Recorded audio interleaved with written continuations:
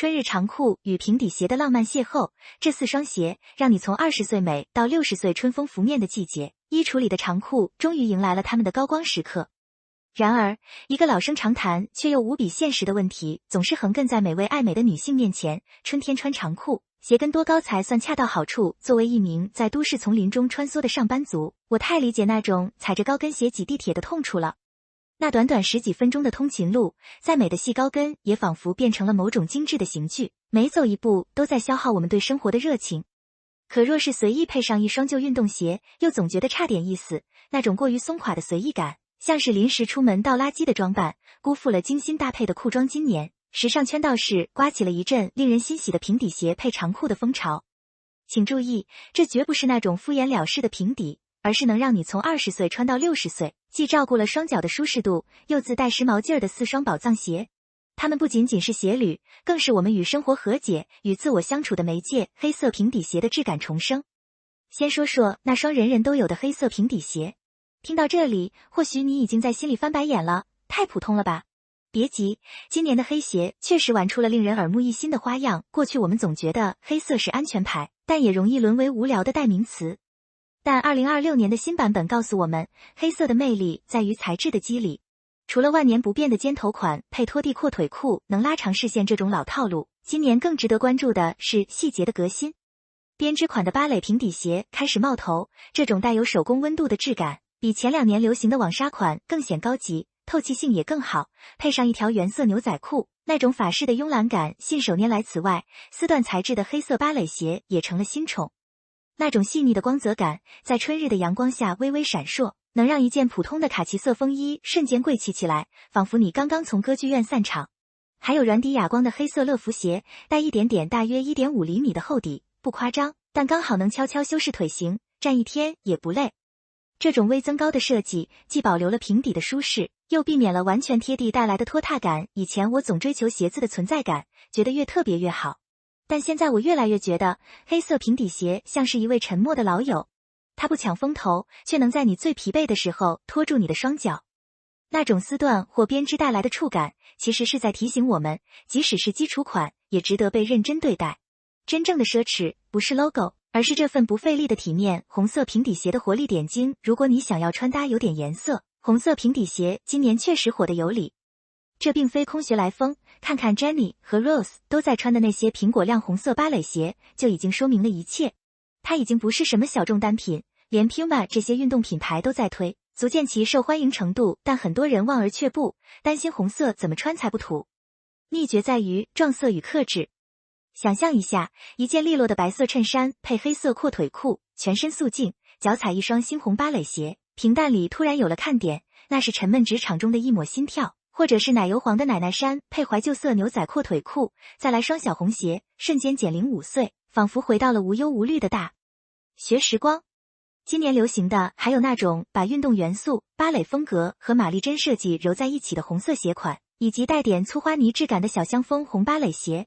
后者优雅的不挑人，配牛仔裤反而有种复古港风的热烈，像是王家卫电影里走出来的女主角。红色在这里不是张扬的呐喊，而是温柔的坚持。穿红色鞋子的时候，我发现自己的步态都会不自觉的轻快起来。颜色是有情绪的，红色代表着生命力和热情。在春天这个万物复苏的季节，脚底的一抹红，其实是对自己的一种心理暗示，无论工作多忙，都要保持对生活的热爱。它不需要全身红，只要一点点，就足以点亮整个人。豹纹平底鞋的野性温柔，担心红色太张扬。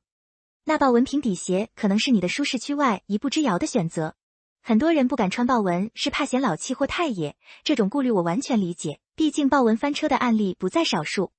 但今年流行的芭蕾豹纹鞋，特别是带蝴蝶结装饰的玛丽珍款式，把那种攻击性中和的刚刚好。蝴蝶结的甜美与豹纹的野性形成了一种奇妙的平衡，像是穿着西装的摇滚乐手。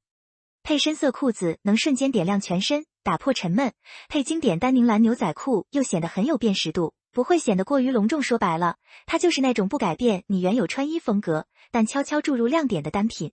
小面积使用反而更耐看，从麂皮西装到白 T 恤都能接住。它不需要你刻意改变穿衣风格去迁就它，它愿意融入你的日常。豹纹曾是我衣橱里的禁区，总觉得那是属于气场2.8米的大女人的。但尝试了这双带蝴蝶结的豹纹鞋后，我发现时尚的乐趣在于反差。我们不必时刻完美，偶尔流露一点小野性，反而更真实可爱。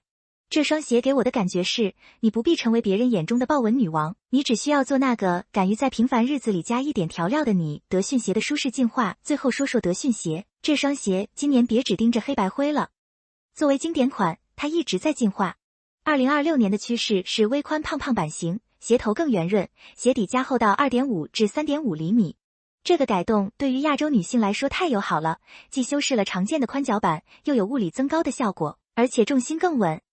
颜色上，除了经典的美拉德色系、焦糖色、深棕色、奶油杏色，适合秋冬过渡到早春，还有薄荷绿、宝宝蓝、樱花粉这些冰淇淋色，专为春天打造，看着就让人心情明媚。更实用的是它的 F-Flow 风格运动休闲风，早上配西装裤去开会，专业又不失活力，下午换条碎花裙去约会，完全不违和。Jessica 私服里常出现的 Adidas Samba 就是典型，这种能横跨正式和休闲场景的鞋，才是真正值得投资的。德训鞋对我来说是安全感的代名词，它不像高跟鞋那样时刻提醒你要注意姿态，也不像拖鞋那样让你松懈。它允许你奔跑，允许你长时间站立，允许你在生活的各种场景间无缝切换。这种微宽胖的设计更像是一种包容，包容我们不完美的脚型，也包容我们忙碌的生活节奏。时髦是为了取悦自己，其实选鞋没那么复杂。春天穿长裤，图的就是个舒服又精神。这4双鞋里随便挑一双，哪怕是那双你觉得太普通的黑鞋，换个丝缎材质或者编织纹理，走在春风里的感觉都会不一样。我们常常为了好看而忽略了好穿，但真正的风格是建立在舒适的基础之上的。当你的双脚不再受罪，你的眼神才会变得从容，你的步伐才会变得坚定。写了这么多，其实最想说的是，时髦不是为了受罪，而是让脚舒服了，整个人才能真的松弛下来。春天的风很温柔，希望你的鞋子也能温柔待你。不必追逐每一个潮流，找到那双让你愿意穿着它走很远的路，去见想见的人的鞋子，那就是属于你的最佳时尚。愿这个春天，你步履轻盈，内心丰盈。